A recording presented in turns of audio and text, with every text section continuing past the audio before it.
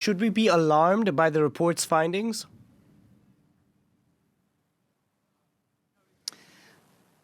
Well, the report's findings are quite clear in that we are really in a very, very critical point. Biodiversity is facing threats and losses at a rate that has been unprecedented for human populations before in human history. It's not just biodiversity, it's the ecosystems. As I said before, they are the basics of our survival. So we all should be very concerned of what happens to biodiversity and the ecosystems.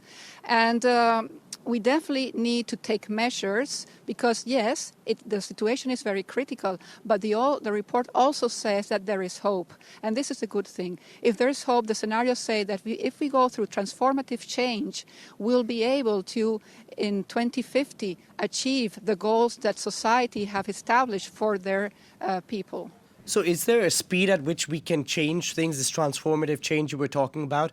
If we can take things into our own hands, is there a speed at which we should be doing it?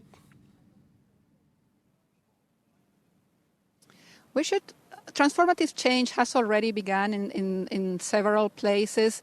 And it's basically, we're talking about major, profound transformations in the way we think, in the way we do things as a society. It's not just economically, politically, it's about every possible aspect of society. And for transformative change, I want to bring what I call the 3 I's rule. The I's because they all start with the letter I. So the first one is to integrate across all stakeholders that have to do with biodiversity. And it's pretty much everyone, from the citizens to the governments, to the managers, to the industry, to policymakers, productions, everyone absolutely relies on biodiversity, so we all should work together. So that's the first integration I talk about, and also about along cross-cutting teams. So it's not just science, it's a social science, economics, politics, everything.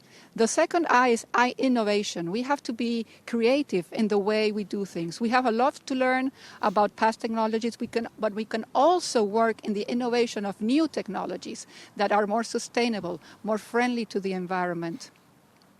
And the third one is information. Why do we know what we know? Because there have been people monitoring the world's diversity, the world's ecosystems. So information is crucial for us to understand what's going out there. The only way to get information is through monitoring, both land and the oceans. So I really advocate, and transformation really advocates for the use of monitoring to actually understand and be able to inform managers and policymakers for them to take informed decisions.